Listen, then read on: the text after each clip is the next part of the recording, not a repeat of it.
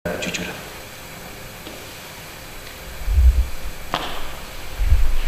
Tidak seadanya seenaknya saja. Perlu juga diwaspadai. Jangan sampai orang tua, istri, suami, anak-anak dan cucu tanpa kita sadari sudah menjadi berhala dalam hidup kita. Kalau tadi kan cuma barang-barang, ini orang-orang dekat kita.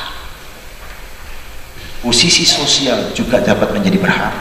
Kedudukanmu bisa menjadi berhala. Pengaruhmu bisa menjadi berhala kalau kau tidak hati-hati. Orang yang hidup di dalam kesenangan duniawi itu menjadi berhala. Saya selalu mengajak staf itu makan di tempat yang tidak mungkin staf itu bisa makan. Itu cara saya. Loh, nanti gaya hidup kok jadi hidup mewah? Enggak, saya punya prinsip berbeda. Emangnya nggak boleh staf makan di tempat yang lebih baik? Kalau tempat yang biasa-biasa, warteg dan sebagainya, memang itu udah abonemennya.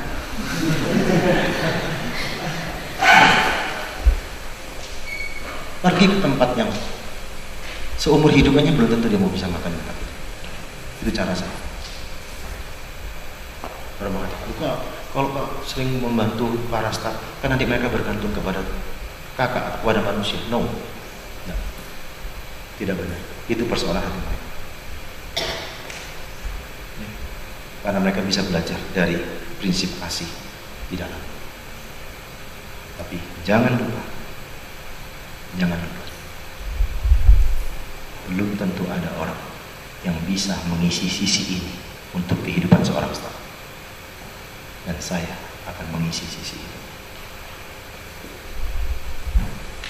Bayangin Kak Vivi ini maksudnya jadi staf perkantas belasan tahun.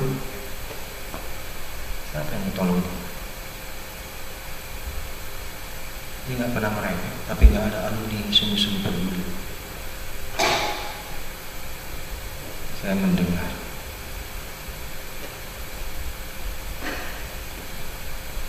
rumahnya perlu ditolong. Seharusnya alumni punya kepekaan untuk melihat kehidupan staf dan menggerakkan untuk mengambil alih. Laptop ini 8 tahun nggak ganti-ganti. Ini bukan jadul lagi ini sudah. Ya. Oh, digerak-gerakkan layarnya bergerak kayak TV yang antennya kena gangguan. Saya bilang, aduh, saya kemarin lihat begitu pulang. Vivi, kok kau diberkati dengan penderitaan dan sahabat penderitaan.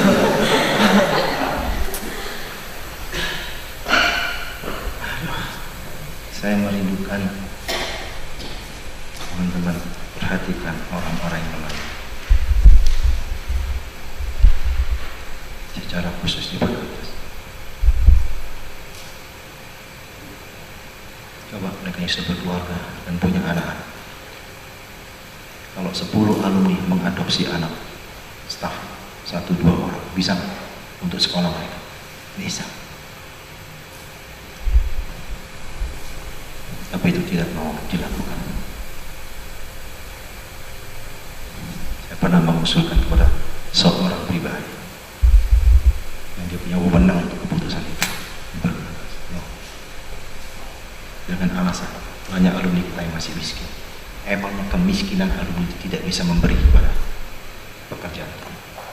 Di dalam konteks sejarah misi, dana misi banyak itu dari kehidupan orang-orang sederhana dan miskin, bukan dari orang kaya.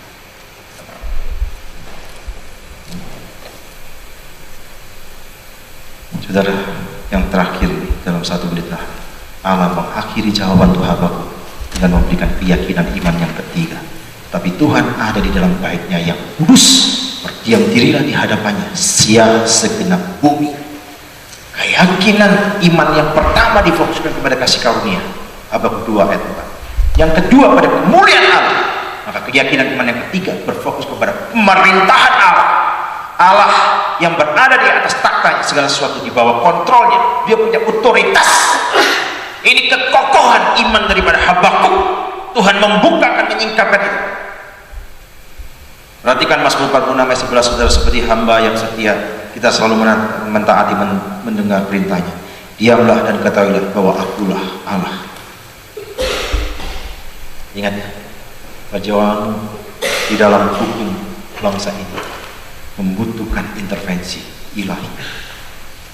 Engkau harus seperti yang Mazmur 46 ayat 11, diamlah dan ketahuilah. Bukan berarti engkau diminta pasif, bukan.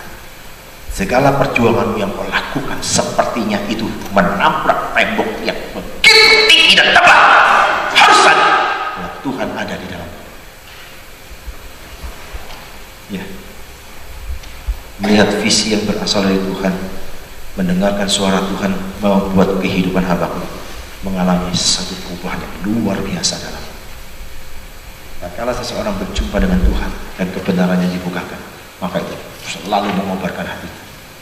Dan saya harap ini mengobarkan hati kita, walaupun kita tidak sampai ending Habakuk tentang doa. Ya. Satu saat kita akan melihat apa yang Tuhan sedang kerjakan melalui hidup yang penuh ketekunan, ketaatan, secara konsisten, kepunya kerelaan untuk membayar harga di dalam totalitas. Perjuangan tidak pernah melepaskan satu nilai totalitas di dalam. Itu ya, perjuangan adalah bagian yang utuh di dalam totalitas itu sendiri. Maka kalau kamu mau melihat perubahan bangsa ini, engkau harus mau membayar harga secara totalitas. Douglas Hayden, seorang politikus yang sangat terkenal dalam partai politik, 20 tahun lebih dia berkancah dalam partai politik komunisme. Dia mengatakan di dalam satu buku yang sangat terkenal, Dedication and Leadership, dia menyingkapkan tentang rahasia perkembangan komunisme yang sangat mengagumkan. Karena komunisme itu, di dalam komunisme, ungkapan melakukan hal-hal sederhana itu dijauhkan.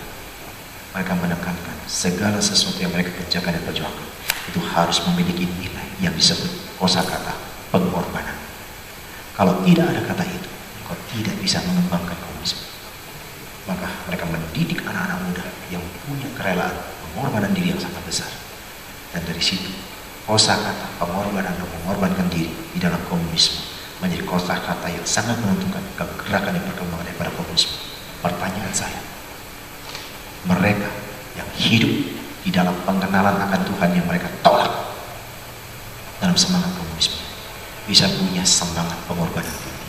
Engkau yang sudah mengalami pengorbanan salib Kristus seharusnya memiliki nilai perjuangan dan kerelaan pengorbanan yang jauh lebih besar dari semangat komunisme. Mari kita berdoa.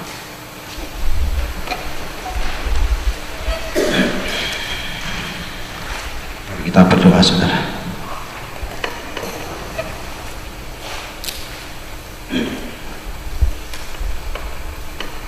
Dalam 1-2 menit ini kita mengambil waktu.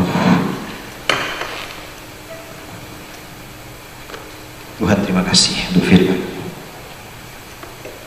yang Kau singkapkan kepada Habakuk dan yang Kau singkapkan kepada kami pagi ini. Tolong kami bisa memelihara hati kami yang dipenuhi dengan komitmen kepada Tuhan. Kami percaya Tuhan, perjuangan kami adalah perjuangan bersama Tuhan dan di dalam Tuhan. Dan kami berdoa supaya Engkau menolong kami untuk bangsa ini. Biarlah teman-teman dari Fakultas Hukum ini makin diyakinkan, diteguhkan, dan dikobarkan hati mereka untuk menangisi bangsa ini, tetapi bertindak untuk bangsa ini. Biarlah Tuhan, mereka boleh menjaga kekudusan, mereka boleh menjaga hidup dalam ketaatan pada firman Tuhan, dan mereka boleh memelihara disiplin rohani mereka. Dan biarlah hikmat Tuhan ada di dalam keputusan hidup mereka. Berkati camp ini lebih jauh, retreat ini, berkati follow up-nya, dan Tuhan terus membukakan dan menambahkan orang-orang yang punya nilai perjuangan dan visi yang sama untuk bangsa ini dari sisi hukum. Tuhan memberkati. Kalau sebentar kamu menuju ke airport, Tuhan tolong dalam perjalanan, beri kelancaran, tibakan di dalam penyertaan dalam waktu yang sangat singkat. Dalam nama Yesus Kristus kami berdoa. Amin. Pesawat yang satu. Ada yang boleh. Sudah cek dulu.